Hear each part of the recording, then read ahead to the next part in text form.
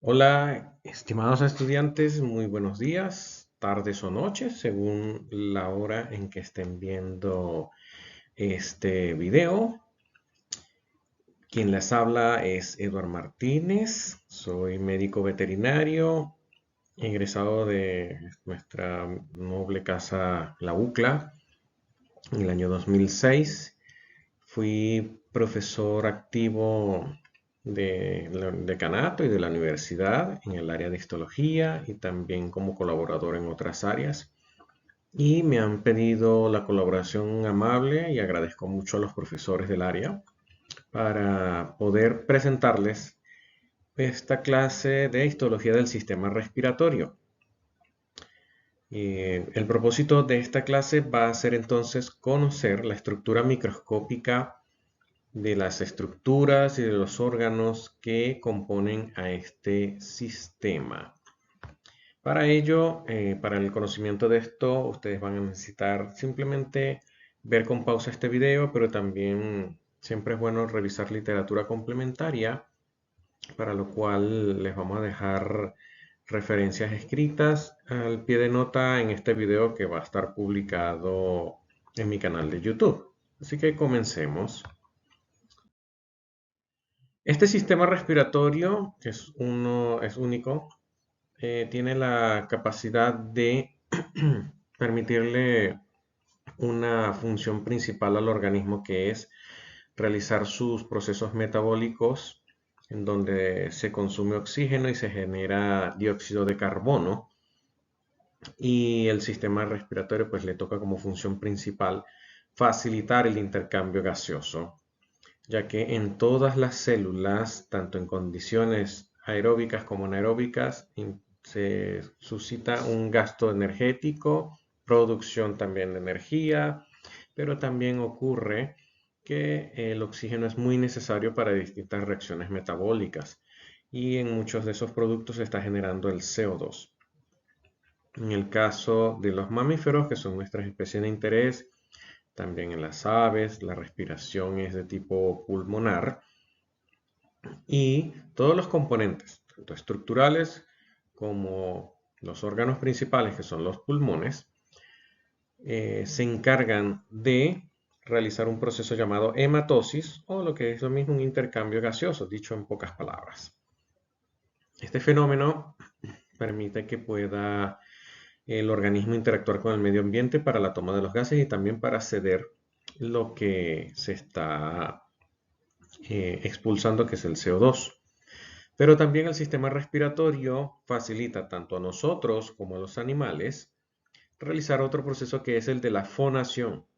Y a través de este proceso los animales pueden comunicarse entre sí y también hacer llamados a larga distancia, es decir, a la hora de ladrar en el caso de un perro, emitir sonidos, maullidos característicos en el caso de los gatos, y nosotros que podemos hablar a través de la interacción que hay entre el aire y la vibración de las cuerdas vocales y gracias al movimiento de estas con sus propios músculos. Y el equilibrio metabólico también está como función del sistema respiratorio, ya que no solamente está dándose a nivel de los pulmones un proceso de intercambio entre oxígeno y CO2, sino también sucede que allí ocurre un fenómeno fisiológico que ustedes conocerán en su respectiva cátedra de fisiología, que es el equilibrio ácido-base, en donde también los pulmones necesitan ayudar al organismo en ciertas condiciones y ciertas situaciones donde se requiere mantener el equilibrio, el pH del organismo. Cuando una mascota realiza otros procesos como intercambio calórico a través del aire caliente expulsado, en el caso de los perros cuando jadean, también el sistema respiratorio actúa de manera equilibrada y coordinada para expulsar el gas, el aire en este caso, con el CO2, pero también allí se libera vapor húmedo que lo van a notar en sus mascotas si las tienen, o en los perros cuando los examinen al ver que gotean a través de la misma nariz o la lengua.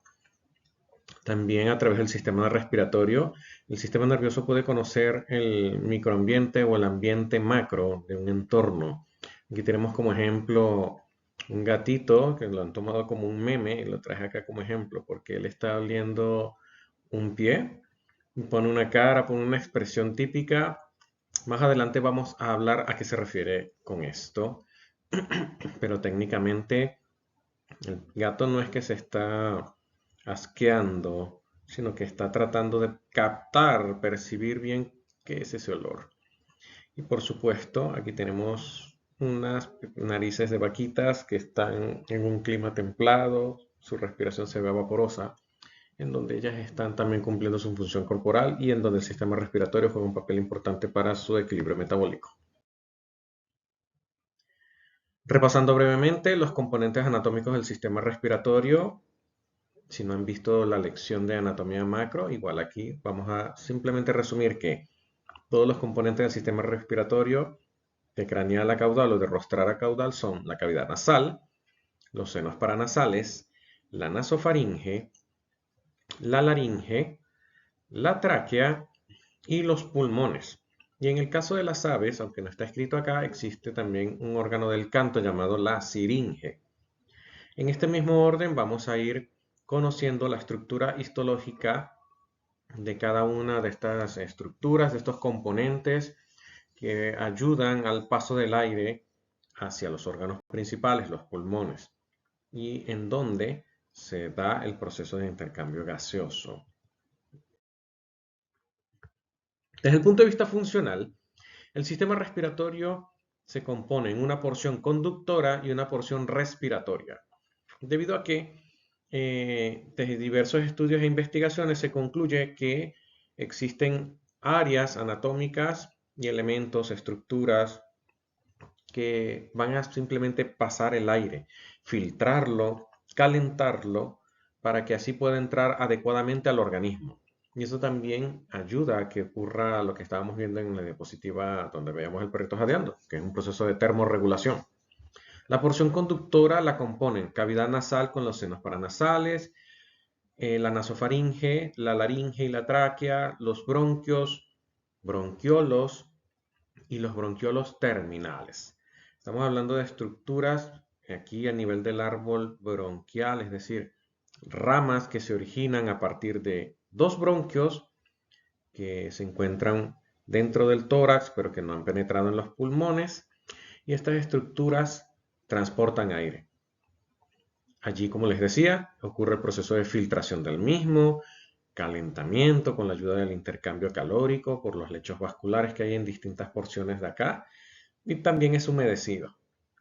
De tal manera que así el aire que puede entrar a una temperatura, independientemente si puede estar a 28 grados el ambiente o puede estar a 4 grados, el proceso de calentamiento y humedecimiento también debe ser equilibrado. Y por supuesto el aire debe ser filtrado por distintas porciones en el sistema respiratorio para que se evite el ingreso de patógenos. Y si estos llegan a ingresar, se activa el sistema inmunológico que ustedes ya conocen gracias al sistema linfático para que se generen mecanismos de protección a este nivel, a estos sistemas. La porción respiratoria la componen diversas estructuras presentes dentro de los pulmones, que son los conductos alveolares, sacos alveolares y alveolos respiratorios. Estos son los nombres de elementos y estructuras que conoceremos en mamíferos. Y aquí es donde ocurre la hematosis o el proceso de intercambio gaseoso. En un apartado final de esta clase haremos un pequeño resumen de cómo cómo está estructurado el sistema respiratorio de las aves desde el punto de vista microscópico para su conocimiento general y comprensión. Empezamos por la cavidad nasal. La cavidad nasal permite comunicar al sistema respiratorio en general con el ambiente, el medio ambiente que lo rodea. Y a este nivel nos encontramos principalmente con los hollares de los animales domésticos. Esas pequeñas fosas nasales, conocidas como hollares en las grandes especies, y que a través de estas entra el aire y sale también después del proceso de la respiración. La cavidad nasal posee tres regiones, como describimos acá. Existe una región vestibular, o también llamada región cutánea, una región respiratoria y una región olfatoria. También se les conocen como porciones, es indistinto para nuestro caso. Pero ellas van en este mismo orden de rostral a caudal. La región vestibular es la más visible desde el punto de vista macroscópico. Todos ustedes, si se han acercado a alguna especie doméstica, pueden darse cuenta cómo está compuesta esta región vestibular, que es la que conocemos simple y coloquialmente como la nariz del animal. Y a nivel rostral, desde el punto de vista microscópico, la región vestibular de la cavidad nasal la compone un epitelio plano estratificado queratinizado, es decir, toda la superficie de la región vestibular a nivel rostral está tapizada o revestida por un epitelio plano estratificado queratinizado. Esta es relativamente gruesa y pigmentada dependiendo de las especies, ya que algunos especialistas mencionan que la piel se extiende hasta esta región para recubrir la cavidad nasal.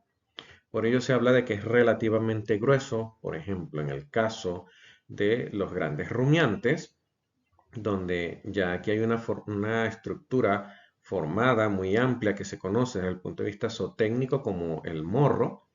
Aquí esta región es gruesa, una capa gruesa de epitelio plano estratificado queratinizado y una banda de queratina gruesa.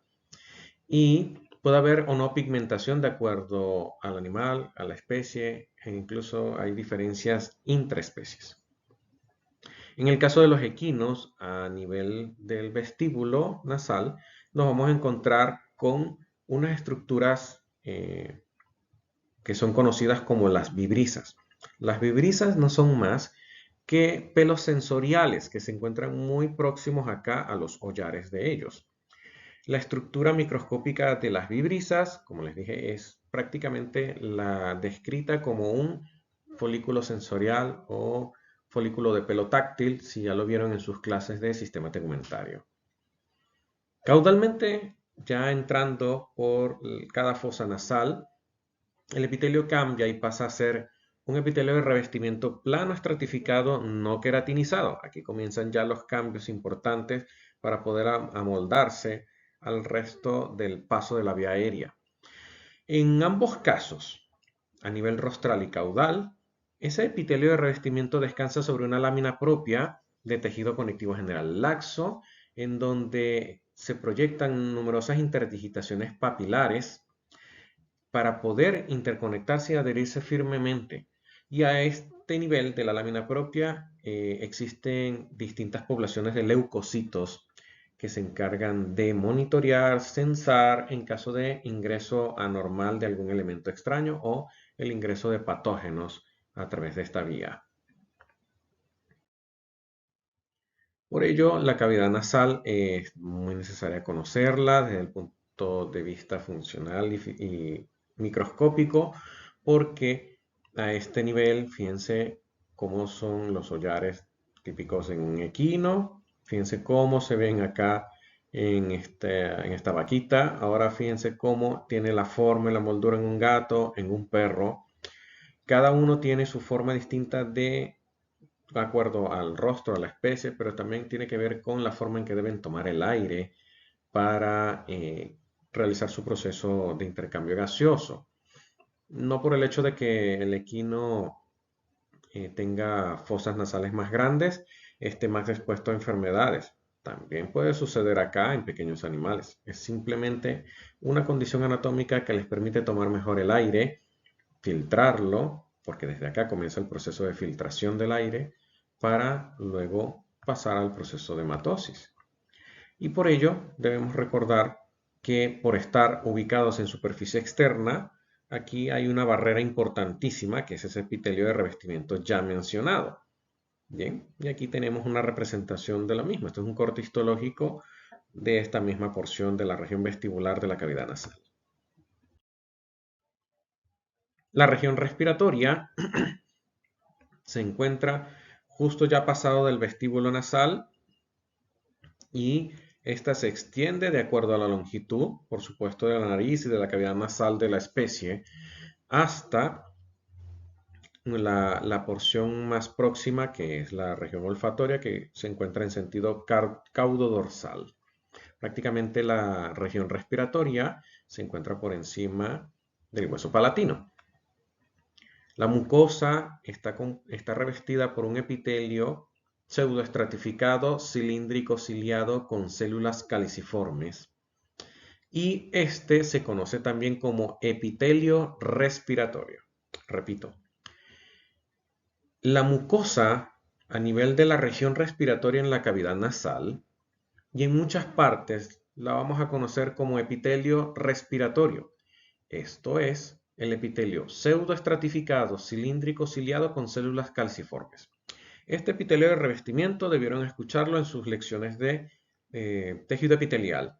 Les debieron mencionar las características principales, por qué se llama pseudoestratificado, por qué tiene estas expresiones cilíndrico ciliado y la presencia de estas células importantes que son las caliciformes. Acá vamos a mencionar que de este epitelio de revestimiento se conocen tres tipos celulares principalmente. Existen otros más, pero los más conocidos son estos. Las células basales, que nos dan origen al resto de las células que conforman este epitelio. Células ciliadas, que son las más altas, las que poseen una altura capaz de sobresalir por el resto de las otras. Recuerden que este es un epitelio con una falsa apariencia de ser estratificado. Y en su superficie apical poseen cilios. Estos cilios van a cumplir la función de barrer la superficie para ayudar a eliminar elementos que precipitan allí como partículas de polvo, bacterias, productos de secreción bacteriana también, etc.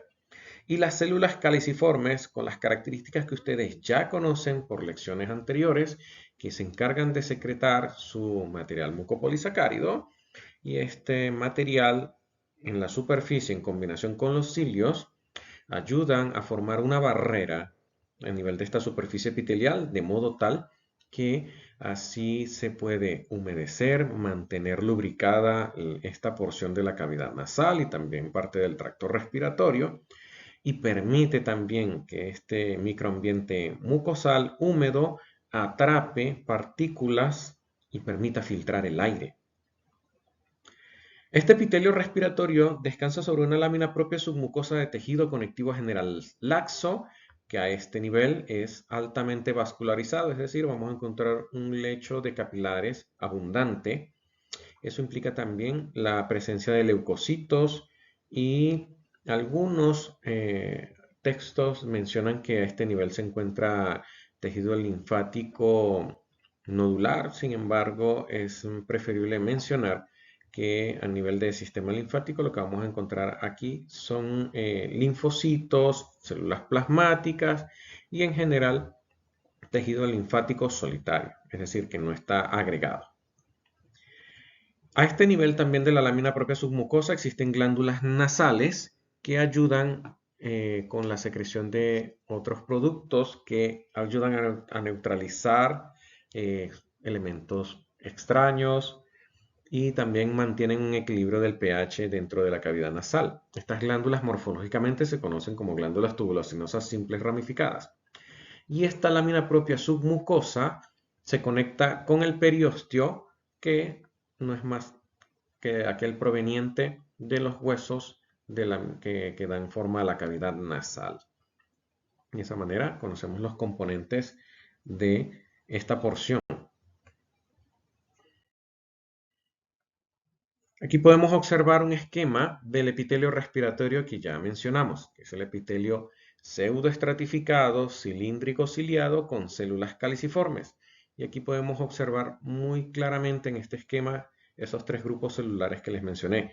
En este color verde agua tenemos señaladas a las células basales, que se consideran como células madre capaces de diferenciarse en alguna de estas otras poblaciones celulares presentes en el epitelio respiratorio. Son células de reserva.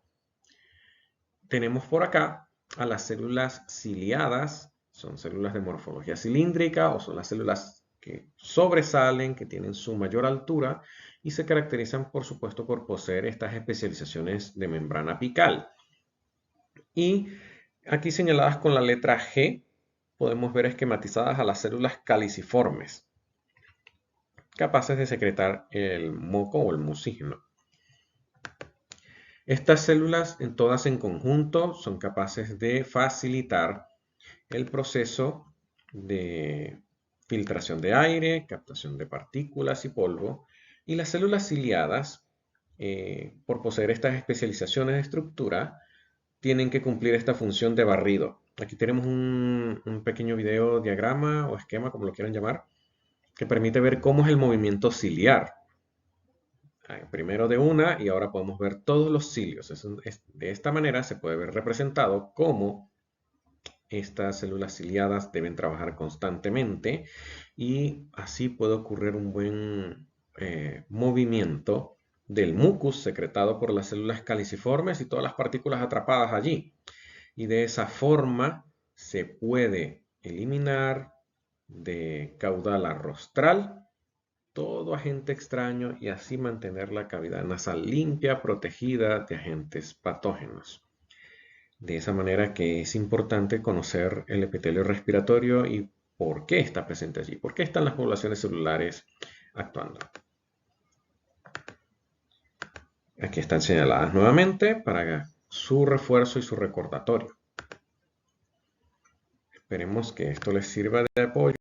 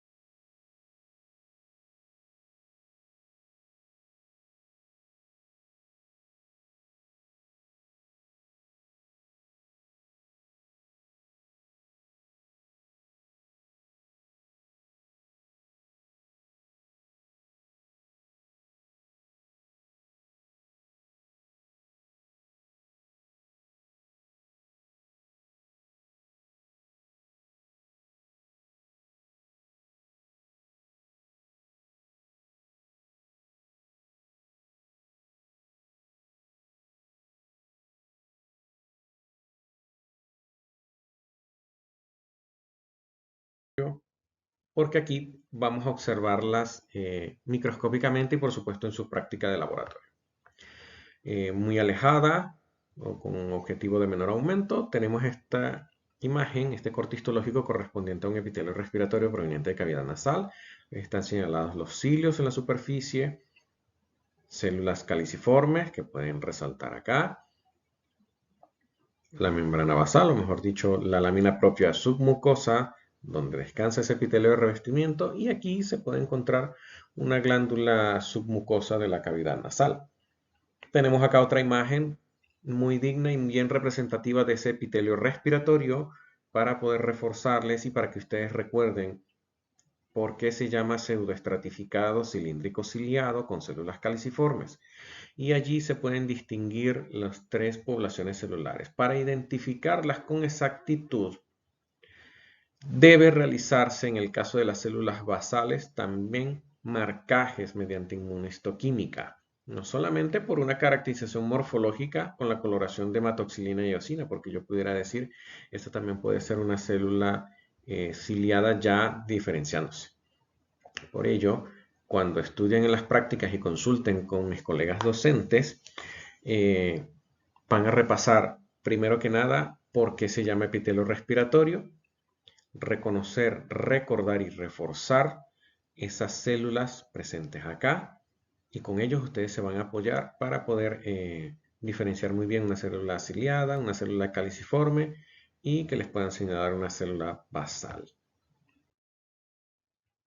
La región olfatoria de la cavidad nasal se encuentra en la porción más caudodorsal de la misma, ubicada precisamente a este nivel. Y aquí el epitelio de revestimiento se caracteriza porque es pseudoestratificado cilíndrico ciliado. Fíjense que aquí no estamos mencionando que existan células caliciformes. Eso quiere decir que ellas no están presentes acá a nivel de la región olfatoria de la cavidad nasal.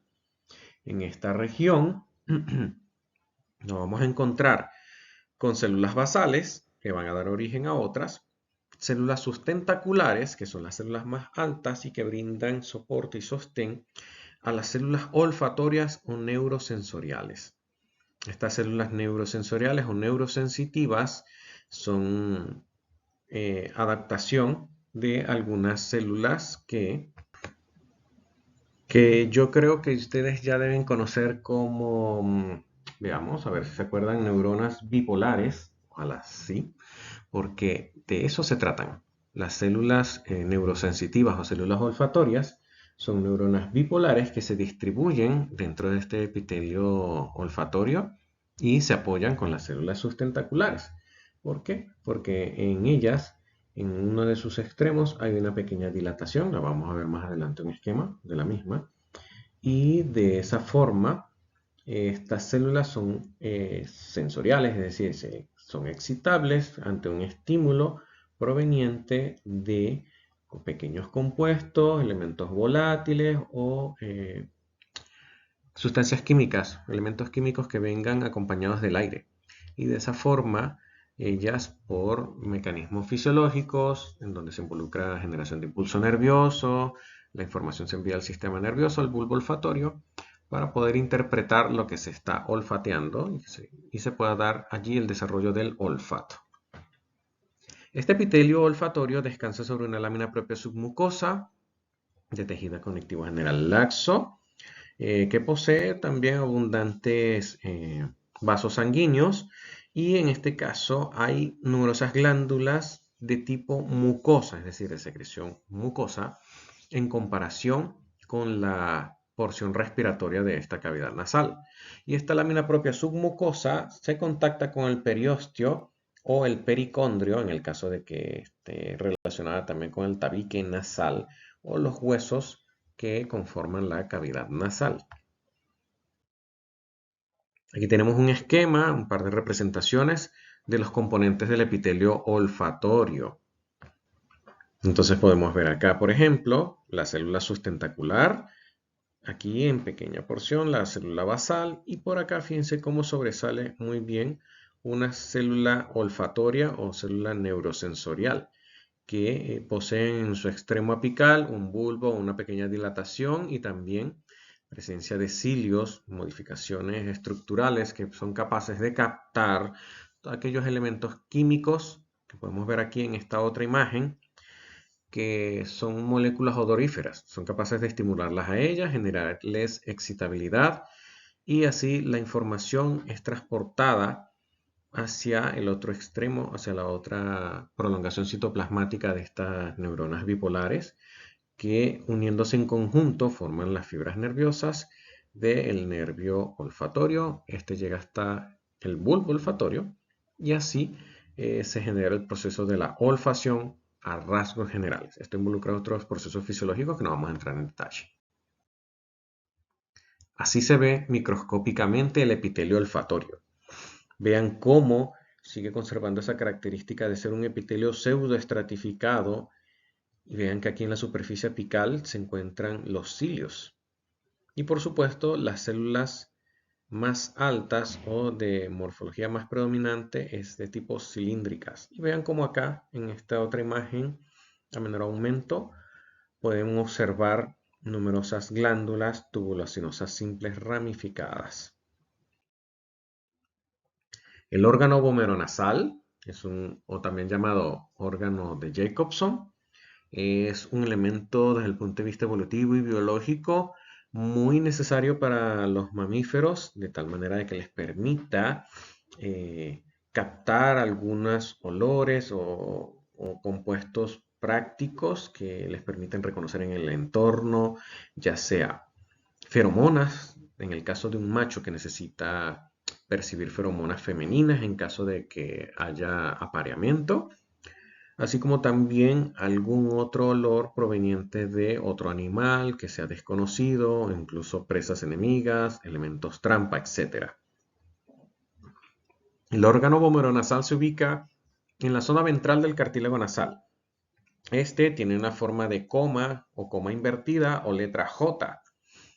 Por lo tanto, es un órgano que no se describe en forma plana, no tiene una forma rectangular, sino que tiene una forma irregular con forma de J, valga la redundancia. Disculpen que lo mencione tanto. Este órgano nasal se describe como un fondo de saco ciego tubular. Por ello, se habla de que la mucosa que está en la porción interna, a nivel de conducto tubular, posee un epitelio pseudoestratificado cilíndrico. Y este, en la porción libre, es capaz de conectarse con el conducto incisivo a nivel rostral, en que este conducto incisivo desemboca a nivel del paladar duro. En el caso de los equinos, esta conexión no está existente, sino que desemboca a nivel de la misma cavidad nasal. Dato importante para que ustedes puedan ver esta imagen correspondiente de un gato anestesiado, cortesía del doctor Rubén Gatti. Podemos observar cómo está señalado ahí en flecha negra la abertura que estamos mencionando. ¿Okay? Y esta abertura permite conectar con el órgano vomeronasal. Aquí está representado a nivel de los perros. Esa mucosa a nivel interno descansa sobre una lámina propia submucosa que vendría siendo la capa media del órgano vomeronasal y está compuesta por un tejido conectivo general laxo con un buen lecho vascular, es decir, rico en capilares sanguíneos y posee numerosas glándulas submucosas llamadas glándulas vomeronasales. Y lo más externo hacia este órgano es un cartílago de tipo hialino que le da esa forma característica de coma invertida o letra J y es el cartílago vomeronasal. Este órgano vomeronasal, o también algunos lo llaman órgano de Jacobson, está muy relacionado con un fenómeno que se le conoce como el signo o reflejo de Fleming. ¿Se acuerdan de esta imagen que se les había presentado en la introducción? Bueno, aquí en este caso, el gatito está olfateando el calcetín y el pie de una persona y siente que hay un olor. El gato está abriendo la boca porque de esa manera está intentando captar del aire, del entorno, ese olor que olfateó. Y así quiere saber a qué huele, o sea, como para tratar de identificar el olor.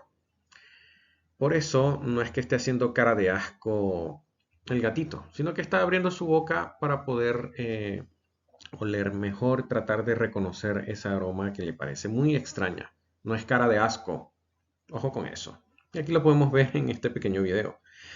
Desde el punto de vista conductual, los animales también lo hacen, los machos, a nivel de especies bovinas, equinas, caninas, y se conoce como signo de Fleming cuando ellos se extienden, abren parcialmente la cavidad nasal, extienden mucho los hollares, extienden su nariz en el caso de los equinos, porque desde el punto de vista conductual reproductivo se sabe que ellos tratan de captar y de oler mejor las feromonas femeninas en el caso de que se encuentren cerca de una hembra en celo.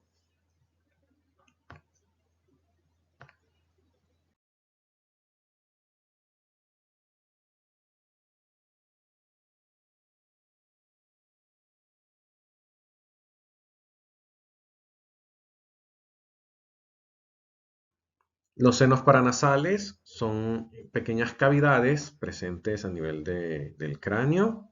Hay distintos huesos que los contienen. Y los senos paranasales son cavidades básicamente de los huesos, por ejemplo, frontal, maxilar, etmoides y esfenoides, que no están representados acá.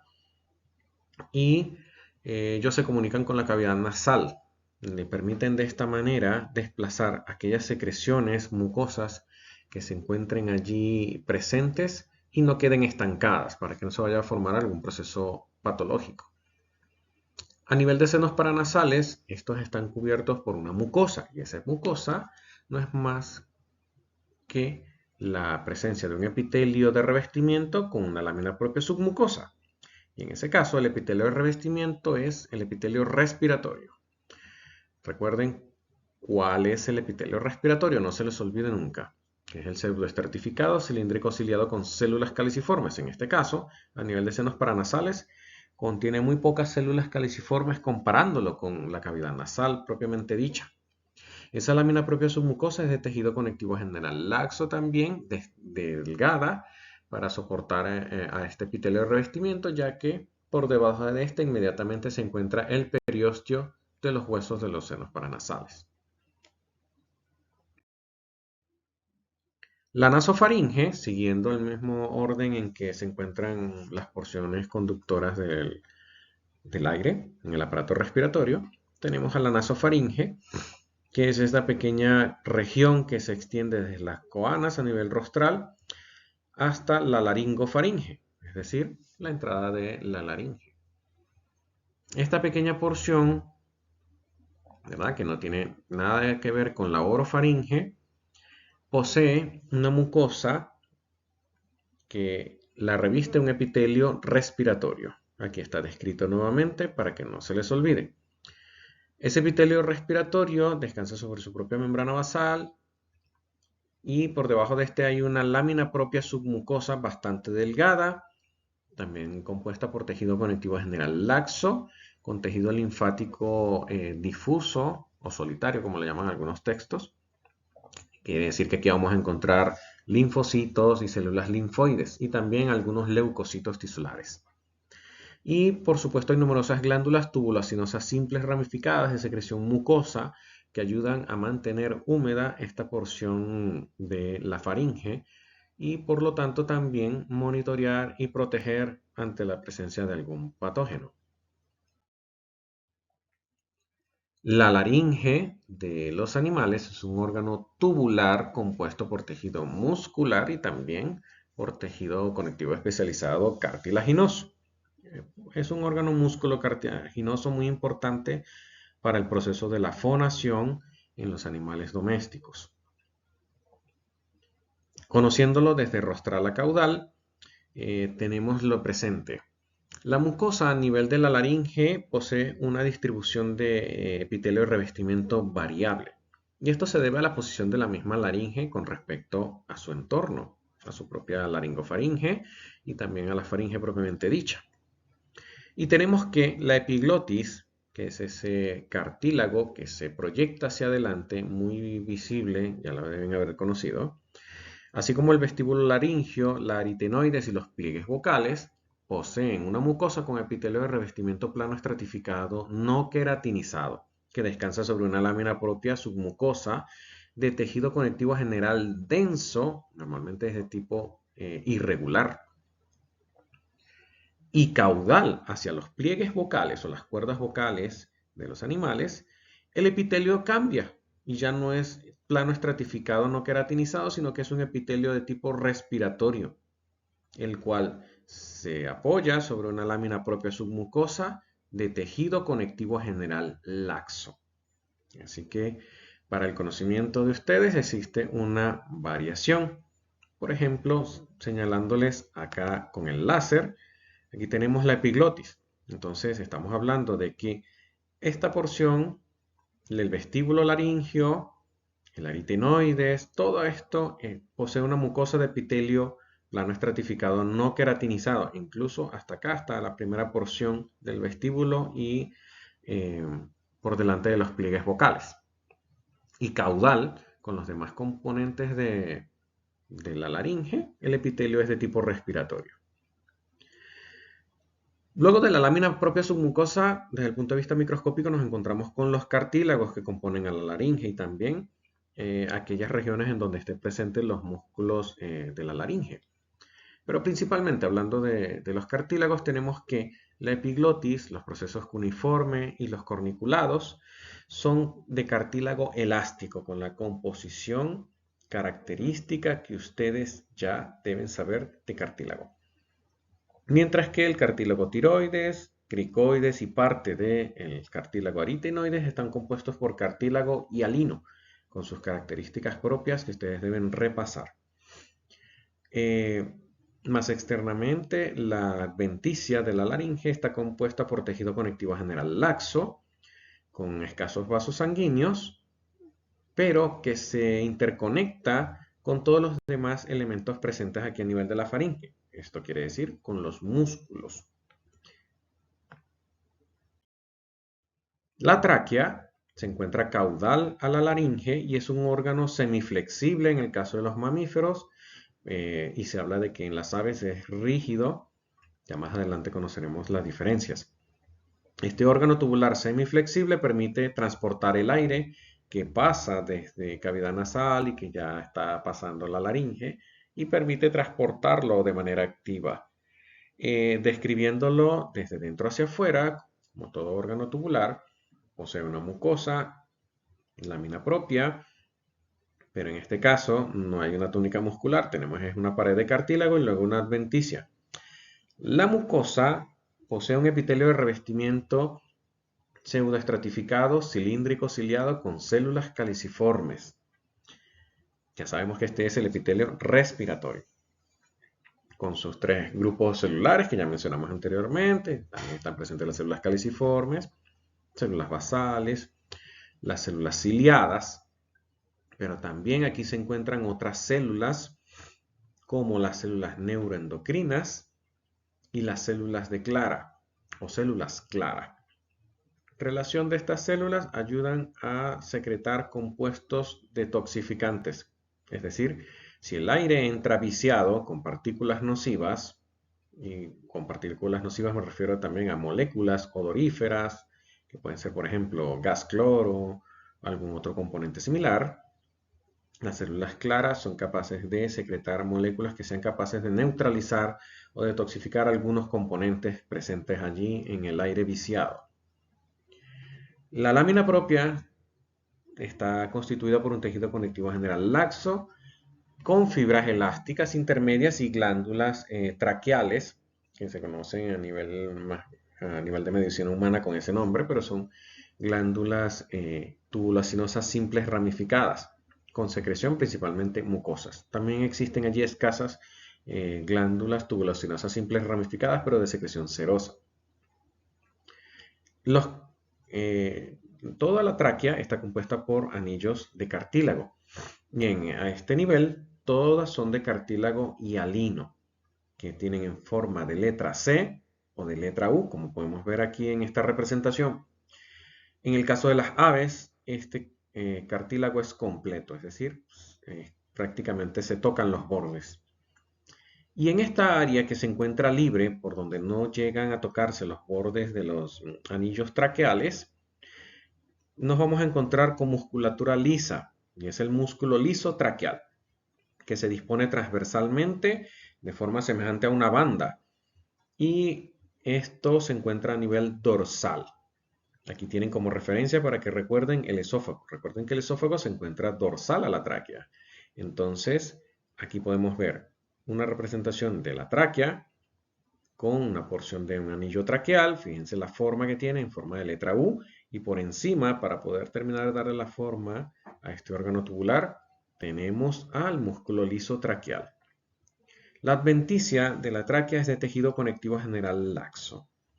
Esta se interconecta con los músculos si hablamos de región cervical y si hablamos ya de la pequeña porción traqueal que es intratorácica, se relaciona con el mediastino y los componentes de la cavidad torácica que le rodeen. Aquí tenemos un corte histológico de la tráquea y observando desde arriba hacia abajo, en esta imagen de menor aumento, podemos ver el epitelio, es decir, parte de la mucosa traqueal, con su epitelio respiratorio.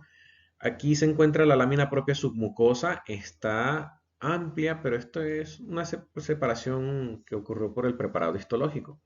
Y fíjense cómo es el cartílago bien caracterizado aquí, con todos sus componentes. Aquí se ve parte del músculo liso traqueal que rodea en un segmento al cartílago traqueal. Y por supuesto, vean, más externamente tenemos adventicia. Y la adventicia no es más que tejido conectivo general, laxo, pero que no tiene mesotelio. Aquí podemos ver a mayor aumento el epitelio respiratorio. Ya ustedes pueden nombrarlo tal como dice acá. Vean la lámina propia, parte de ella, con sus vasos sanguíneos y también algunas glándulas traqueales. Los bronquios son la porción proveniente de la misma tráquea en un punto donde ella se bifurca y da origen a dos estructuras tubulares extrapulmonares. Pero a su vez, estos bronquios, como estructuras, dan origen a otras y se les va conociendo como un árbol bronquial, como si fueran los bronquios principales, los troncos de un árbol, y a partir de esto se van originando las diversas ramas. Existen bronquios extra e intrapulmonares.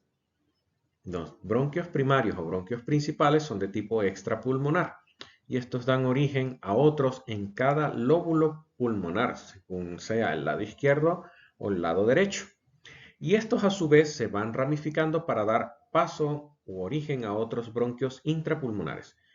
El número de generaciones de bronquios intrapulmonares es variable entre las especies. La estructura histológica es muy similar a la de la tráquea. A nivel de la mucosa, tenemos un epitelio de revestimiento, es un epitelio respiratorio, pero con menor número de células. Es decir, ese epitelio pseudoestratificado se ve menos denso a nivel de población celular.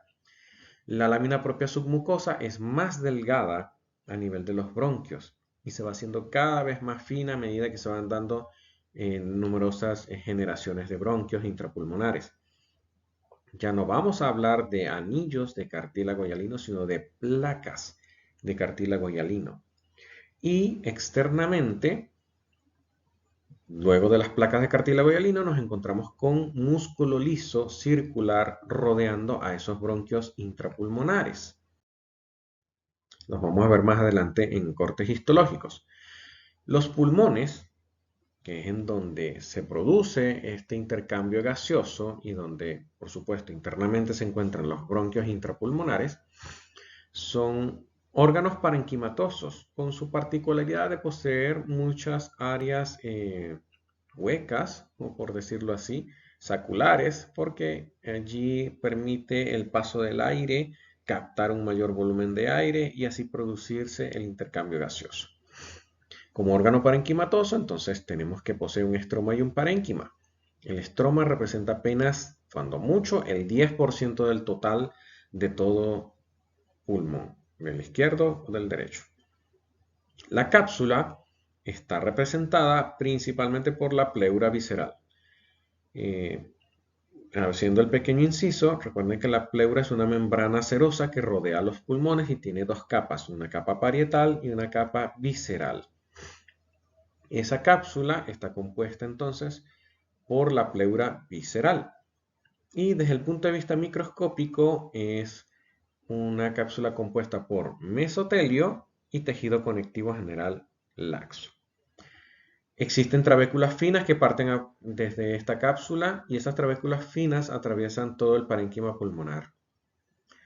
La unidad funcional de los pulmones o parénquima está compuesto por todavía una pequeña porción de vías conductoras, es decir, áreas en donde no se produce el intercambio gaseoso. Y aquí hablamos de bronquios intrapulmonares, bronquiolos y bronquiolos terminales, que son estructuras que vamos a ir reconociendo.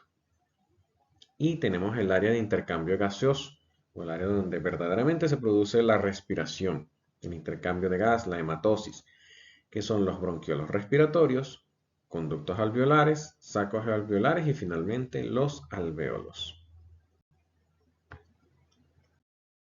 Siguiendo entonces con la descripción de los bronquios, hablamos de los bronquios intrapulmonares, como los tenemos señalado acá, que estos se encuentran dentro del parénquima pulmonar y se caracterizan como estructuras por poseer una mucosa con un epitelio de revestimiento pseudoestratificado cilíndrico ciliado con células caliciformes que luego pasa a ser pseudoestratificado cilíndrico ciliado, es decir, ocurre un cambio súbito a medida que se van formando las generaciones sucesivas de bronquios intrapulmonares. Van desapareciendo los números de células caliciformes y por supuesto el epitelio se va haciendo cada vez más delgado. La lámina propia sobre la cual descansa el epitelio de revestimiento ya de por sí es bastante delgada, pero el tejido conectivo que se encuentra sigue siendo de tipo general laxo. Aquí ya no vamos a hablar de anillos, sino placas de cartílago hialino y fibras musculares lisas externas que van a rodear por completo a esas placas de cartílago hialino. de tal forma de que se puedan ver así como los tenemos en estas imágenes distintas de cortes histológicos. Veamos aquí arriba a la izquierda de ustedes. Tenemos un corte histológico bien esquematizado de un bronquio intrapulmonar. Para que ustedes lo puedan reconocer, se van a dar cuenta que estas estructuras van a estar rodeadas de otros elementos o componentes que son propios de los pulmones, que son los alvéolos y sus otros componentes. Internamente, aquí está señalado el epitelio de revestimiento. Este epitelio descansa sobre una lámina propia bastante delgada de tejido conectivo general.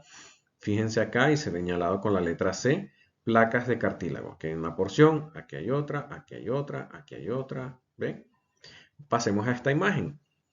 Vean aquí, internamente el epitelio de revestimiento está plegado. Sí, ciertamente, no está extendido a lo largo como lo pudiéramos ver en un corte como este.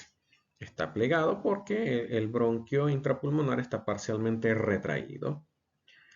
Y por debajo de este tenemos la lámina propia. Y vean nuevamente, nos encontramos con placas de cartílago y alina. No es un anillo completo. ¿Qué tenemos más externamente? Una adventicia que se entremezcla, una capa fina, muy fina de tejido conectivo que se entremezcla con el resto del parénquima pulmonar. Por lo tanto, si ustedes llegan a ver en sus cortes histológicos una estructura como esta, no necesariamente con forma de corazón, pero esta la encontré por casualidad, donde ven su epitelio de revestimiento, que es de tipo respiratorio, y muy característico, en apariencia ven placas de cartílago, y entre el epitelio y las placas de cartílago hay una lámina propia de tejido conectivo laxo y una musculatura lisa que le rodea. Están observando un bronquio intrapulmonar. Ojo con eso, para que ustedes puedan así caracterizar e identificar muy bien la presencia de un bronquio intrapulmonar y no están observando, por ejemplo, tráquea. Aquí tenemos otras imágenes respectivas a bronquio intrapulmonar, pero observándolas a mayor aumento. Fíjense acá, señalado con el láser, aquí tenemos el epitelio de revestimiento pseudoestratificado cilíndrico ciliado. Por debajo de este tenemos una lámina propia y aquí hay una placa de cartílago. Les va a servir siempre de referencia. Aquí en esta imagen a la derecha también podemos observar el epitelio de revestimiento, la lámina propia y luego placa de cartílago con músculo liso alrededor que da la forma circular, puesto que en este caso la muscular lisa va rodeándola y la contracción o relajación de estos va a permitir que pase con normalidad o con cierta dificultad el aire. Los bronquiolos son las siguientes estructuras microscópicas o más pequeñas que ya son intralobulares, se encuentran muy bien dentro, inmersos del parénquima pulmonar, y son estructuras de conducción aérea distales, es decir, ya lo más recóndito que está circulando, por donde está circulando el aire. Desde el punto de vista histológico, los bronquiolos están revestidos, es decir, poseen una mucosa con epitelio de revestimiento cilíndrico simple ciliado en algunos segmentos, y este incluso pasa a ser cilíndrico simple en sus regiones terminales, es decir, cuando ya no hay generaciones sucesivas de bronquiolos, sino que pasan a ser bronquiolos terminales, comienza a cambiar el epitelio de cilíndrico simple ciliado a cilíndrico simple. En estos abundan las poblaciones de células claras, que también cumplen la misma función que mencionamos anteriormente. Ese epitelio cilíndrico simple, ciliado o cilíndrico simple, descansa sobre una lámina propia submucosa bastante fina, se dice escasa, pero sin embargo sigue presente allí, porque recuerden que todo epitelio necesita irrigación y se lo da el tejido conectivo.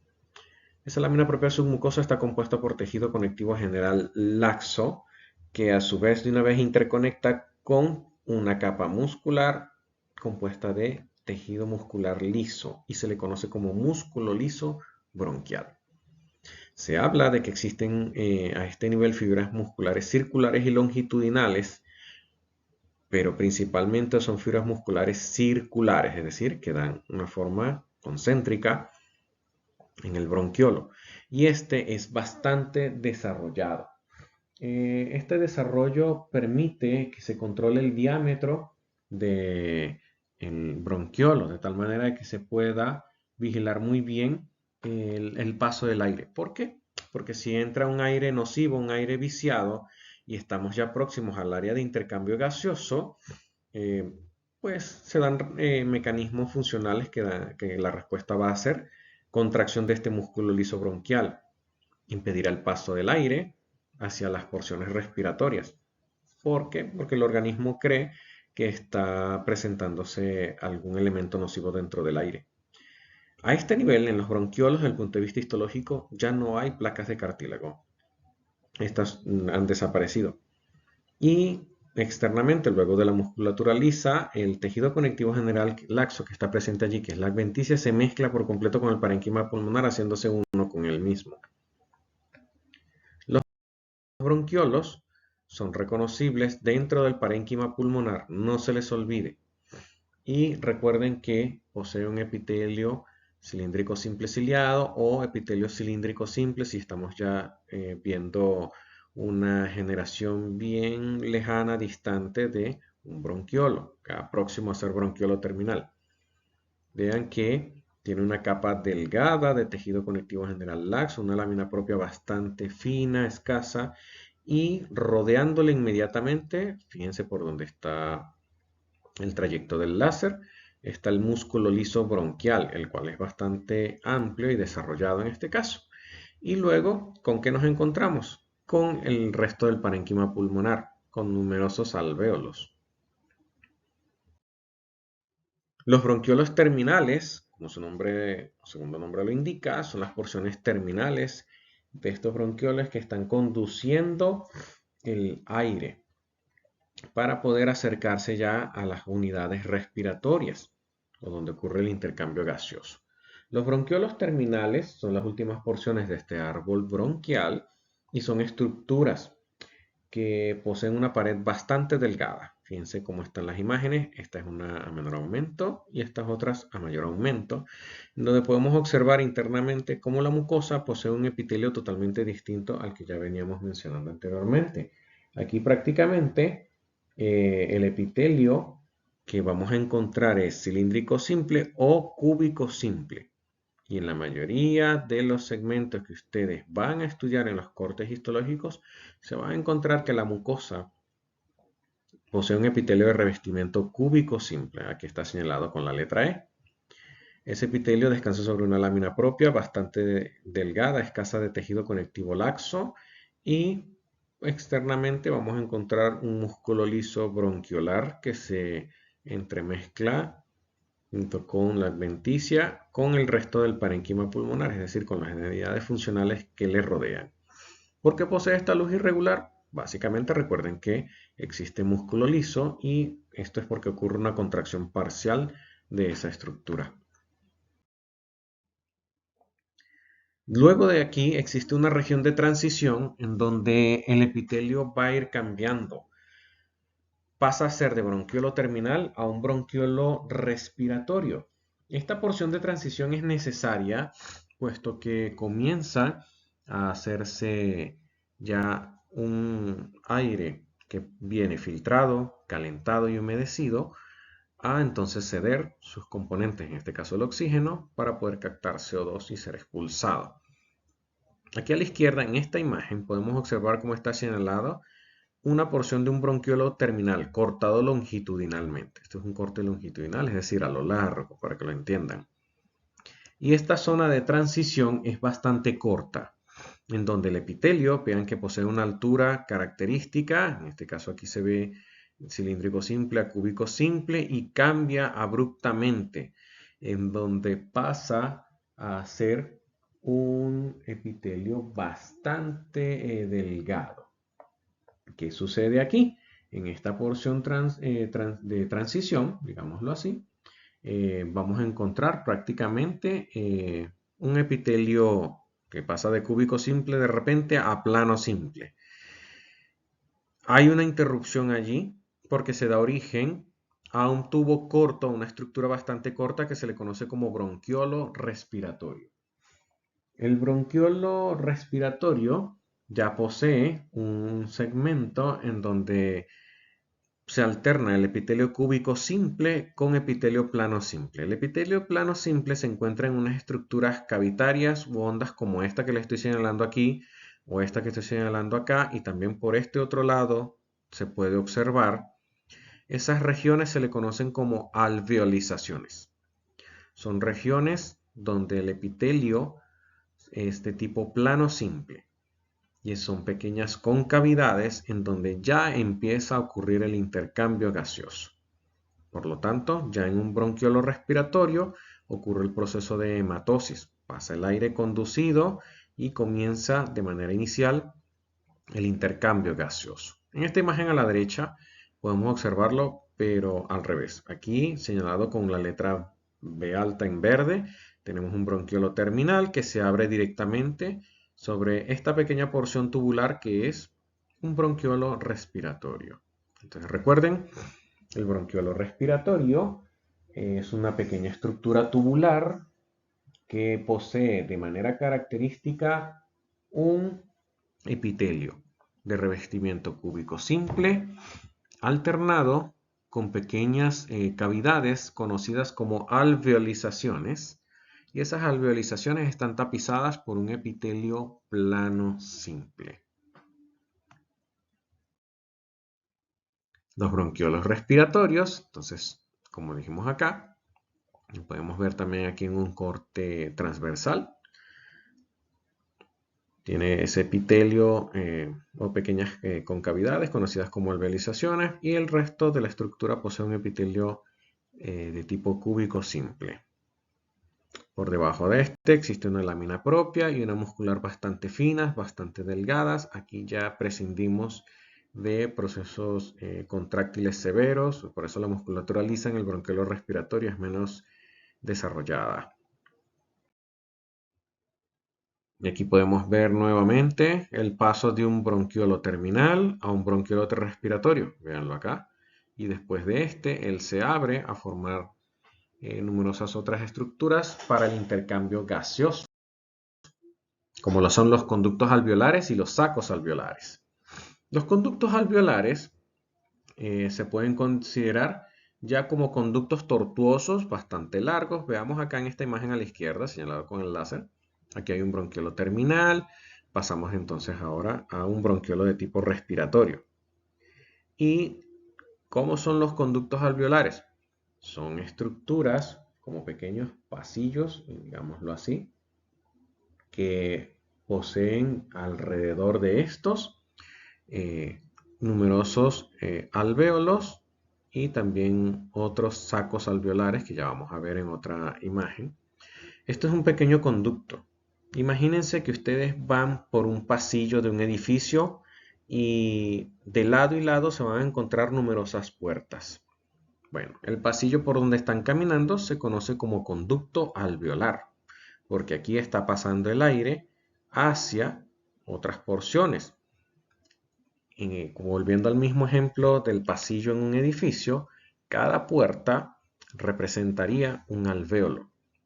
Si ustedes juntaran numerosas puertas, como si fueran apartamentos pequeños, congregados, tendrían como resultado numerosas puertas juntas unas con otras. En el caso práctico, los sacos alveolares son estructuras conformadas por numerosos alvéolos que se congregan formando un saco, una estructura sacular. Veamos la imagen a la derecha para una mayor comprensión en caso de que aún no me entiendan. Aquí vemos otro esquema, una representación. Aquí en este punto ya hemos pasado de un bronquiolo respiratorio y estamos a nivel del conducto alveolar. Fíjense que es simplemente un pequeño pasaje, un ducto. Eso es el conducto alveolar, visto de esta manera. Y fíjense que en cada tramo se ven y se abren alvéolos pulmonares, pero hay sitios en donde se congregan numerosos alvéolos, como aquí donde estoy paseando el láser. También en esta porción están bien definidos. Aquí cada alvéolo es una estructura que vemos acá, como si ustedes estuvieran viendo una letra C, una letra U.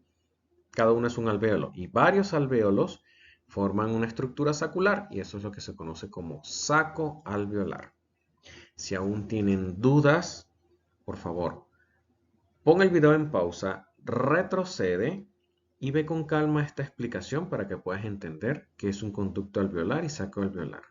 Y si aún sigues teniendo dudas, pueden escribirme al correo electrónico que encontrarán al final de este video o consultar a los profesores del área. Veamos acá un corte histológico para seguir repasando eso. Veamos de abajo hacia arriba. Aquí tenemos un bien bonito bronquiolo respiratorio. Y fíjense que este cambia y da paso inmediatamente al conducto alveolar. El conducto alveolar es un pasaje, un pasillo, una pequeña estructura tubular que posee numerosos alvéolos alrededor. No posee más nada. No tiene musculatura lisa, no hay tabiques que rodeen ni que interpongan, etc. Y cuando hablamos de saco alveolar, estamos hablando de numerosos alvéolos pulmonares que se reúnen entre sí, que se congregan alrededor formando una estructura semejante a un saco. Eso es lo que se conoce como saco alveolar. Aquí tienen otro. Este es otro saco alveolar que les estoy señalando aquí con el láser. Aquí también tienen otro saco alveolar, ¿ve? Porque hay numerosos alvéolos. ¿Ok? Para que lo tengan presente a la hora de estudiarlos y reconocerlos en sus prácticas. Y bueno, ya que estamos mencionando tanto que es un alvéolo pulmonar entonces, los alvéolos pulmonares son las unidades funcionales del pulmón y en donde se da la hematosis o intercambio gaseoso. Son estructuras de forma esférica en la vida real, solo que aquí en los cortes histológicos los vemos en dos dimensiones. Esas estructuras esféricas están constituidas por un epitelio plano simple, se le conoce también como epitelio alveolar, que descansa sobre un tejido conectivo laxo, general laxo, muy rico en capilares sanguíneos. Bien, esto tiene su razón de ser por el intercambio gaseoso. Recuerden que la sangre, en el caso de la circulación cardiopulmonar, cuando viene la sangre no oxigenada, ella va a pasar por donde están estos alvéolos, se da el proceso de intercambio gaseoso y se devuelve ya como sangre oxigenada, vuelve al corazón y se redistribuye a la circulación. Bien, entonces estamos hablando de, en el caso de sangre proveniente de la arteria pulmonar o el tronco pulmonar y que luego va a ser drenada al corazón otra vez hacia las venas pulmonares. Entonces estos alvéolos pulmonares, repaso, están constituidos por un epitelio plano simple, conocido como epitelio alveolar, que se apoya en un tejido conectivo general laxo, bastante delgado, pero que posee muchos capilares sanguíneos y así llega suficiente irrigación para que se pueda dar adecuadamente el intercambio gaseoso. En este epitelio alveolar vamos a encontrarnos dos grupos de células. Tenemos en primer lugar a los neumocitos tipo 1 y a los neumocitos tipo 2. Así se llaman. Célula pulmonar o neumocito. Entonces los neumocitos de tipo 1 son las células planas que constituyen una buena parte del epitelio alveolar. Fíjense, según la literatura, hasta el 97%. Estas células planas constituyen toda la forma o la estructura del alvéolo pulmonar. Y en ellas o a través de ellas ocurre el intercambio gaseoso. Ya vamos a ver una imagen más adelante para entenderlo mejor. Y la otra población que tenemos de células se conocen como neumocitos de tipo 2. Son células más altas, más prominentes y de morfología cúbica, que apenas constituyen el 3% del total del epitelio alveolar, pero que son muy importantes estas células porque son las productoras de una molécula importante o sustancia llamada surfactante pulmonar. El surfactante pulmonar es un producto de secreción que debe recubrir los alvéolos y le permite a los mismos no colapsar. Recuerden que en el proceso respiratorio un animal se apoya con los músculos de la inspiración y de la expiración. De esa misma manera, los pulmones se expanden y luego son contraídos para que el aire sea expulsado. en ese proceso de contracción y salida del aire desde los pulmones, existe el riesgo de que la misma presión que se ejerce sobre el parenquima pulmonar provoque que los alvéolos pierdan su forma característica. ¿Quiénes evitan eso? Los neumocitos tipo 2, con la ayuda de la producción del surfactante pulmonar. Aquí tenemos un corte histológico tomado del atlas de Peter Delman, y aquí se pueden ver muy bien a los neumocitos de tipo 1. Fíjense, son las células planas que componen esa pared alveolar, y casi en las esquinas, en numerosos ángulos, se encuentran los neumocitos de tipo 2. Este es un alvéolo pulmonar, todo esto, y este es otro alvéolo pulmonar. Su forma es más o menos irregular, sin embargo, ellas están aquí una al lado de otra, y entre ellas, por supuesto, hay tejido conectivo general laxo y paso sanguíneo. Fíjense que aquí hay un eritrocito señalado, este es otro eritrocito, y por aquí se ve otro. Los neumocitos tipo 2 se ubican en las porciones más anchas de esta pared, o que vamos a conocer como tabique interalveolar, es decir, en esta porción donde se encuentran un alvéolo y otro alvéolo, se forma por la conjunción de estas dos regiones un tabique, y se conoce como tabique interalveolar. Allí se posicionan los neumocitos tipo 2, productores de surfactante pulmonar, y con el resto de los alvéolos vamos a encontrar a las células planas o neumocitos tipo 1. Ese es su nombre correcto. Aquí tenemos otra imagen donde podemos observar a la izquierda, este es un alvéolo pulmonar abierto que está seccionado, donde podemos caracterizar muy bien. Aquí está señalado un neumocito tipo 1, por aquí un neumocito tipo 2. Por aquí lo que también pueden encontrar son leucocitos, específicamente macrófagos, que están señalados en esta imagen a la derecha con flechas amarillas. Aquí también se involucra el sistema inmunológico, y los macrófagos aquí reciben un nombre característico, son macrófagos alveolares. Y estas células que abandonaron los lechos capilares monitorean, censan estas regiones del sistema respiratorio con el fin de detectar o no la presencia de algún agente extraño, activar la respuesta inmune necesaria para eliminarlo y proteger a esos alvéolos para que ellos sigan con su función de intercambio gaseoso. Y lo que les mencionaba anteriormente, el tabique interalveolar está conformado por la conjunción de dos alvéolos vecinos, forman una pared más gruesa, y en ese tabique también vamos a encontrar abundancia de capilares sanguíneos que van a facilitar el intercambio gaseoso.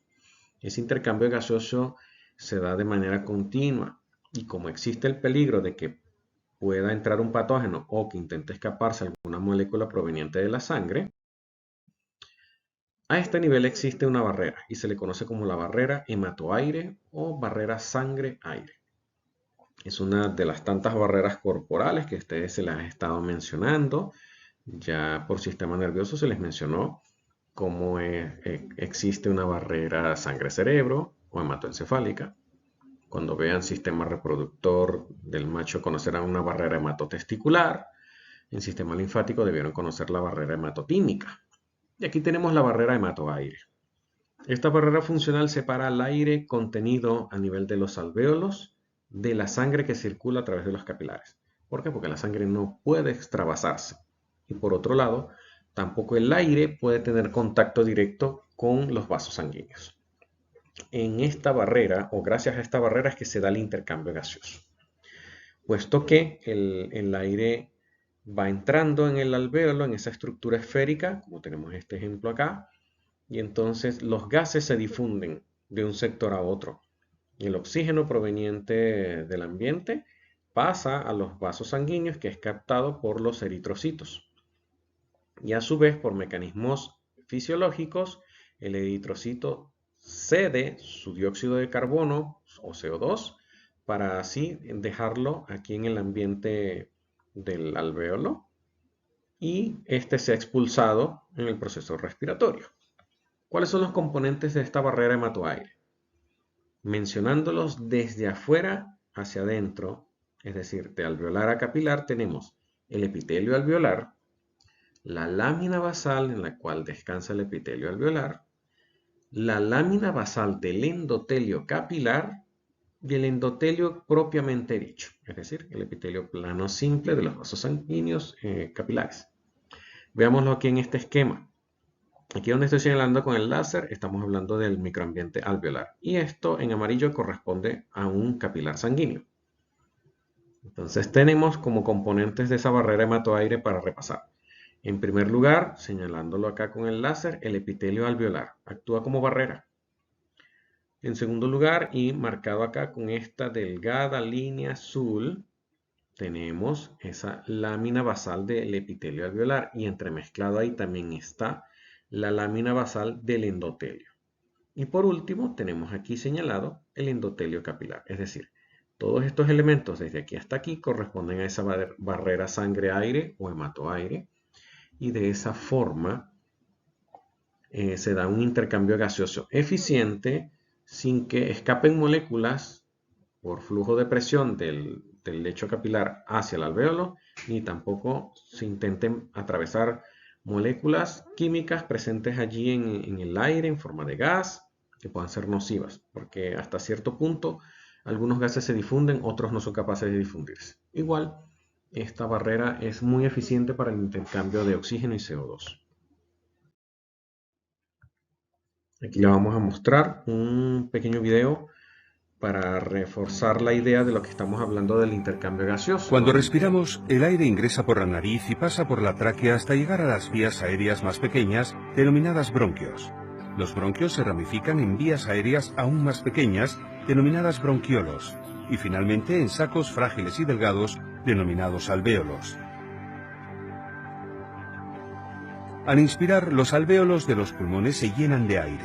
Aquí se produce el intercambio de oxígeno por dióxido de carbono. Las células sanguíneas absorben el oxígeno de los capilares que se encuentran en los alvéolos, mientras que las venas liberan nuevamente el dióxido de carbono, producto de desecho, a los pulmones. Al expirar, se expele el dióxido de carbono del cuerpo.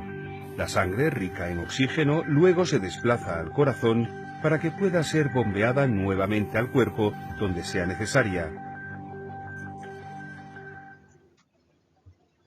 Bien, en este pequeño video resumen estábamos mostrándoles lo referente a cómo ocurre el proceso de circulación del aire y el intercambio gaseoso.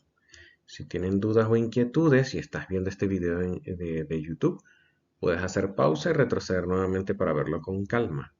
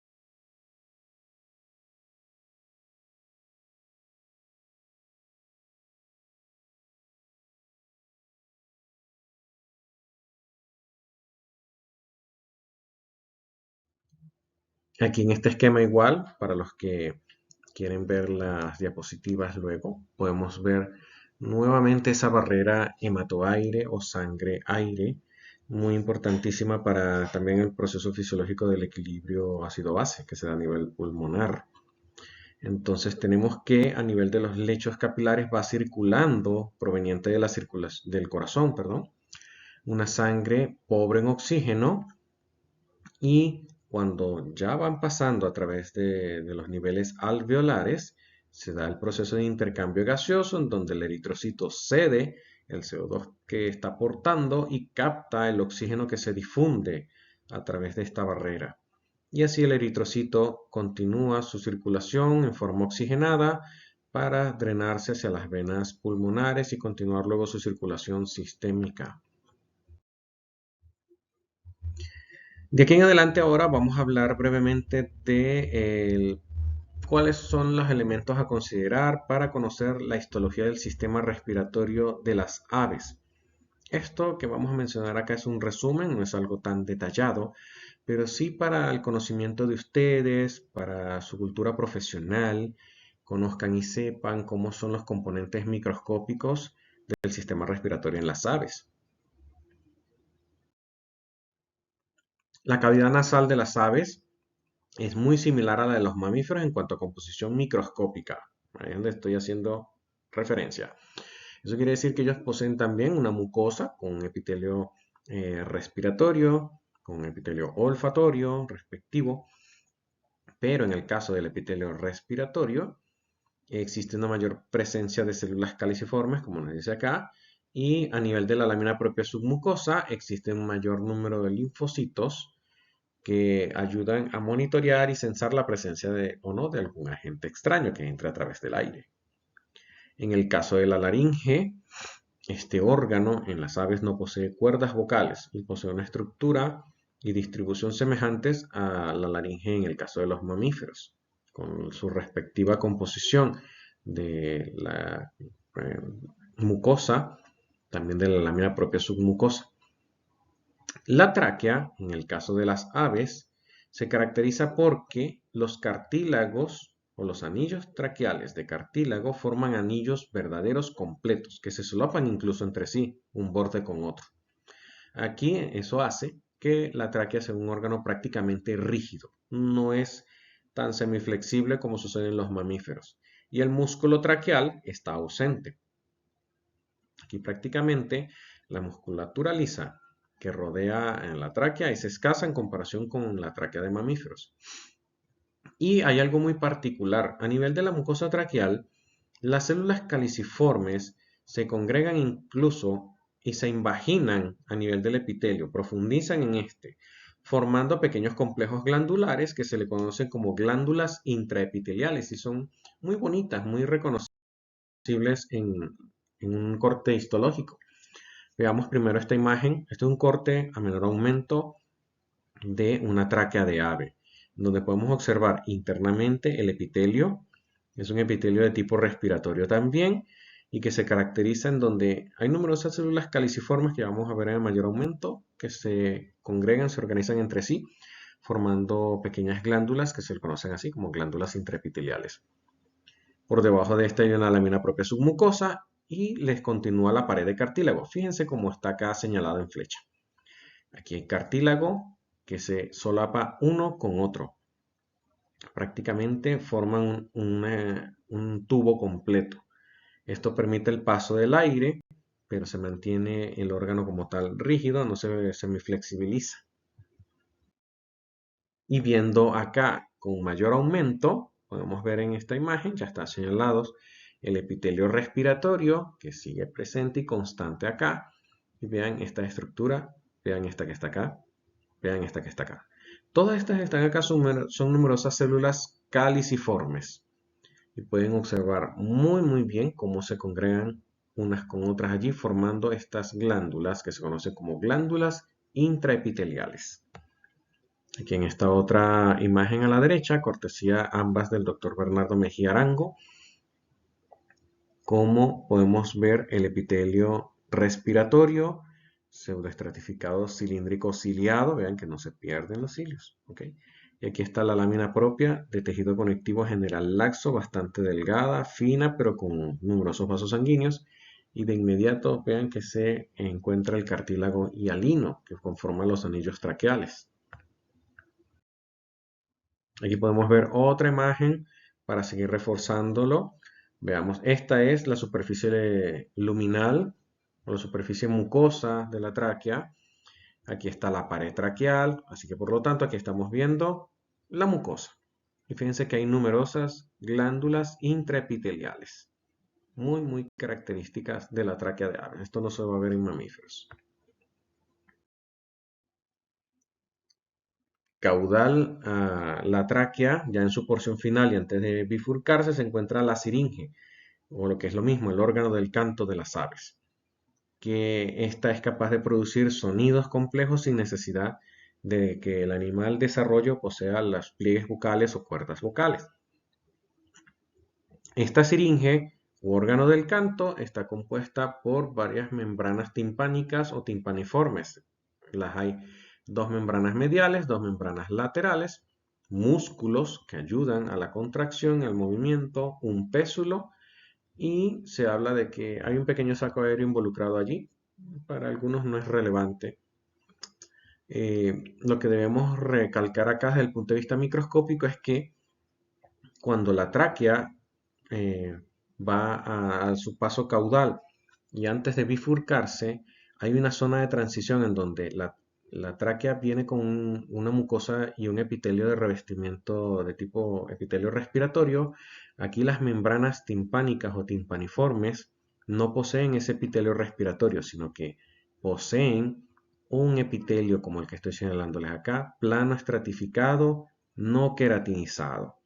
Aquí cambia el epitelio de revestimiento de la mucosa para que la membrana pueda cumplir su función, que es cuando el aire pasa a presión y por acción de los músculos que rodean en la siringe, ocurre un roce de aire, un movimiento de estas membranas y esa fricción y movimiento generan un sonido, que es lo que se traduce como el canto de las aves.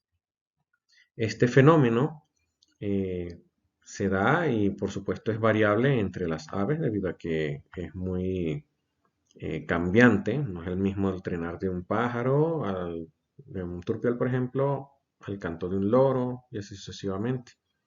Este fenómeno lo pueden ver también en detalle cuando tengan sus lecciones de anatomía macroscópica o de fisiología. Pero es importante reconocer y destacar acá su presencia y su composición microscópica. Ese epitelio plano estratificado no queratinizado se apoya sobre una lámina propia submucosa de tejido conectivo general laxo con placas de cartílago.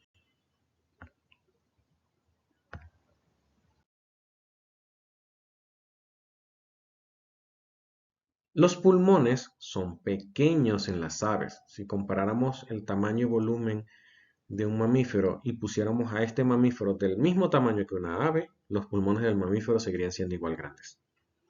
Los pulmones siguen siendo órganos parenquimatosos en el caso de las aves y a diferencia de lo que hemos mencionado en mamíferos, los bronquios se abren prácticamente dentro del parenquima pulmonar. Bien, completamente, porque no hay una subdivisión en lóbulos tan marcadas como ocurre en el caso de los pulmones de mamíferos. Entonces existen dos bronquios extrapulmonares y unas generaciones marcadas de bronquios primarios intrapulmonares, secundarios y bronquios terciarios o también llamados parabronquios. Bien, así es la división a nivel intrapulmonar. No existen numerosas generaciones de bronquios, bronquiolos ni bronquiolos terminales, sino que a partir de los bronquios extrapulmonares se forman bronquios primarios, que generalmente son como 4, bronquios secundarios, que también se duplican y aproximadamente no pasarían de 8 o 10, y bronquios terciarios o parabronquios, que sí tienen un número variable y estos se ven con más detalle a nivel microscópico. ¿Por qué? Porque a nivel de los bronquios terciarios o parabronquios es donde ocurre el intercambio gaseoso. Es decir, los bronquios terciarios son el equivalente a los alvéolos pulmonares, a los sacos alveolares, a los bronquiolos respiratorios de los mamíferos. ¿Por qué esta simplificación?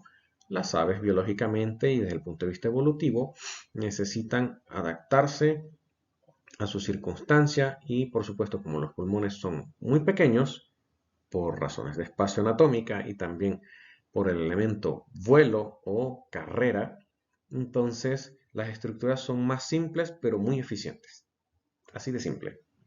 Por ello, los bronquios terciarios son los responsables del intercambio gaseoso o la hematosis y a su vez, esos bronquios terciarios poseen tres otros elementos importantes: un atrio, un infundíbulo y capilar aéreo. Es decir, numerosos capilares aéreos, que es donde se da la hematosis. Aquí podemos ver un corte histológico de un bronquio primario. En algunos investigadores y en algunos países los llaman mesobronquio. Esta estructura que están viendo acá, todo esto corresponde a un bronquio primario. Lo van a reconocer no solamente porque alrededor van a encontrar el parénquima pulmonar, sino que aquí también, desde el punto de vista microscópico, el bronquio primario aún posee un epitelio respiratorio. Y fíjense que aquí ven unas estructuras más claras, ¿cierto? Pueden ver que aquí la tinción o la calidad de tinción es diferente porque se ven áreas más claras. No es más que la presencia aún de glándulas intraepiteliales provenientes de la tráquea y a su vez provenientes de todo el tracto respiratorio en su porción conductora. Bien, los bronquios secundarios por lo general son más cortos y desde el punto de vista estructural los bronquios secundarios poseen un epitelio más o menos semejante en el mamífero que pasa a ser cilíndrico simple, ciliado o cilíndrico simple, ya que aquí en los bronquios secundarios, que es a partir de esta porción que está señalada aquí con puntos azules, y que es bastante corta, se reduce el número drásticamente de glándulas intraepiteliales. Y aquí tenemos un corte histológico correspondiente a bronquio terciario. Hay dos específicamente. Todo esto corresponde a pulmón de ave y esta estructura que les estoy señalando acá con el apuntador y esta otra corresponden a un bronquio terciario cada una. Entre ambas, fíjense que hay como una delimitación histológica. Esto es un pequeño tabique de tejido conectivo general laxo. Es simplemente trabéculas finas de tejido conectivo que van discurriéndose entre cada bronquio terciario o parabronquio. A su vez podemos ver en la imagen cómo están unas letras acá. La letra A está señalando una de las estructuras que les mencioné que poseen los bronquios terciarios, que son los atrios. Entonces, el bronquio terciario, como estructura que están viendo aquí, tiene una luz bastante amplia y desde aquí comienza el proceso de intercambio gaseoso. En cada porción que da hacia la luz del bronquio terciario, ven unas pequeñas semilunas, digámosle así, o pequeñas estructuras en forma de copa que se le conocen como atrios. Debajo de estas hay unas pequeñas estructuras tubulares que se le conocen como infundíbulo. Aquí está una señalando con el láser. Aquí estoy justo pasando el láser por encima de un infundíbulo. Y después vamos a encontrarnos diversas pequeñas cavidades que se conocen como capilares aéreos. Aquí podemos verla en otra imagen con mayor detalle. Este es un bronquio terciario y fíjense, aquí estoy con este marcaje azul señalando la luz de ese mismo parabronquio o bronquio terciario. Y aquí está específicamente marcado un atrio. Este es otro, pero siguen siendo atrios. Y fíjense acá este pequeño punto tubular, o porción tubular, perdón. Esto es infundíbulo. Tanto el atrio como el infundíbulo y el capilar aéreo ya poseen un epitelio que pasó de cúbico simple a plano simple, es decir, ya en estos elementos comienza el intercambio gaseoso. Y, por supuesto, a nivel de capilares aéreos, que son todas estas estructuras pequeñas que ustedes están viendo acá y que les estoy señalando con el láser, son el equivalente a los alvéolos pulmonares. Allí también hay una barrera de hematoaire en cada una de ellas. ¿Por qué? Porque como les decía, desde el punto de vista biológico y evolutivo, los pulmones son más pequeños y se tiene que manejar de manera eficiente la anatomía, la biología. Entonces el aire pasa en un flujo directo en contracorriente con el flujo sanguíneo. Y el intercambio gaseoso debe darse de manera continuada tras la circulación. Y por supuesto esta circulación es más rápida comparada con un mamífero, porque los latidos del corazón de un ave son mayores en cantidad y frecuencia. ¿Bien? Y los pulmones, como son pequeños, pues tienen que cumplir eficientemente su trabajo. Por eso las estructuras son más simplificadas. Hablamos de bronquios primarios, secundarios y terciarios. Ahora, para apoyar también desde el punto de vista biológico este proceso respiratorio y el intercambio gaseoso sea eficiente, las aves poseen unas estructuras que se ven acá dibujadas, estas líneas negras diversas, que son los sacos aéreos. Los sacos aéreos ayudan a retener el aire, de tal manera de que el intercambio gaseoso se vaya dando más correctamente y haya una mayor proporción de sangre oxigenada para todos los tejidos. Por ello, los sacos aéreos son solo estructuras conductoras de aire que complementan el trabajo que proviene de cavidad nasal, tráquea, bronquios. En los sacos aéreos no ocurre la hematosis, no hay intercambio gaseoso. Su constitución es muy básica. Están conformados los sacos aéreos por un epitelio que va de plano simple a cúbico simple, con microvellosidades.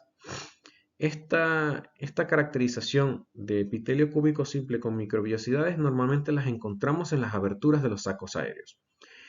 En el resto del mismo, por decir así, en el saco propiamente dicho, nos vamos a encontrar con un epitelio de revestimiento plano simple que descansan sobre una capa fina de tejido conectivo general laxo. Este es como el equivalente a la propia submucosa, pero que también tiene su pequeña transición en donde pasa a tener escasas fibras elásticas y también escasas células, y comienzan también a abundar más fibras colágenas en varios puntos y segmentos, sobre todo en la apertura o en el inicio del pequeño ducto de un saco aéreo. Y por supuesto, lo que sí tienen en común los sacos aéreos es que poseen poca irrigación. Es decir, no hay abundancia de lechos vasculares como se puede encontrar en otras estructuras o como se puede encontrar en los pulmones, tanto de aves como de mamíferos. Pero los sacos aéreos ayudan a retener y a facilitar la circulación del aire para que ésta recircule, valga la redundancia, hacia los pulmones y se pueda dar un mejor intercambio gaseoso. Hasta aquí, si has logrado llegar, te agradezco porque has logrado observar conmigo toda la constitución histológica del sistema respiratorio de mamíferos y también cómo son las pequeñas caracterizaciones en aves. Te pido que estudies, ya que tú como bachiller de la UCLA o bachiller de otra universidad, si este video llega a otros ámbitos, eres el futuro de tu nación y también eres el futuro de ti mismo. Así que no tomen a la ligera esta carrera. Y cerrando ya con una pequeña frase, pensamiento del sabio de América, el ilustre Andrés Bello, un gran venezolano muy querido en Chile. Las ciencias y la literatura llevan en sí la recompensa de los trabajos y las vigilias que se le consagran. Él hizo esto alusión a sus estudiantes para decirles que el estudiar, ya sea una rama de la ciencia o de las humanidades, trae consigo un gran nivel de satisfacción, y eso va a depender de cuánto empeño pongan ustedes como estudiantes de carrera. No se desanimen, sigan adelante siempre como buenos profesionales que quieren ser de la medicina veterinaria y nunca dejen de estudiar. Así que les agradezco muchísimo su atención. Este es mi correo actualmente, no poseo un correo UCLA. Pueden escribirme aquí para inquietudes, dudas, conversaciones, aclaratorias al respecto. Les agradezco muchísimo su atención y espero que este video, esta clase haya sido de su agrado. Que tengan un buen día, tarde o noche.